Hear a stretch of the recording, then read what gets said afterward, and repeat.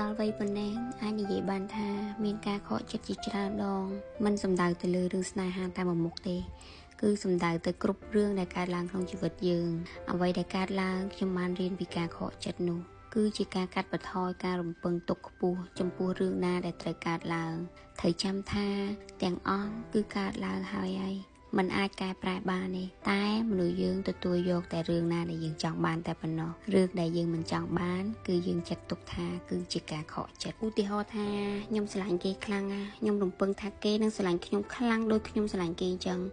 តែរឿងដែលខកចិត្តនោះគេមិនស្រឡាញ់ខ្ញុំខ្លាំងដូចអ្វីដែលខ្ញុំរំពឹងទុកទេតែតាមពិតទៅក៏ខ្ញុំអត់បានស្រឡាញ់គេពិតប្រាកដដែរខ្ញុំគ្រាន់តែចង់ឲ្យគេបំពេញក្តីបំណងដែលខ្ញុំពងឲ្យខ្លាយជាការពិតតែប៉ុណ្ណោះឥឡូវនេះខ្ញុំសុខសប្បាយហើយក៏រៀនគ្រប់គ្រងអារម្មណ៍បានច្រើនណាស់ដែរព្រោះតែមានការខកចិត្តច្រើនដងក្នុងជីវិតមានអីល្អដែរតាព្រោះខ្ញុំបានរៀនមើលជ្រុងល្អពីចំណុចដែល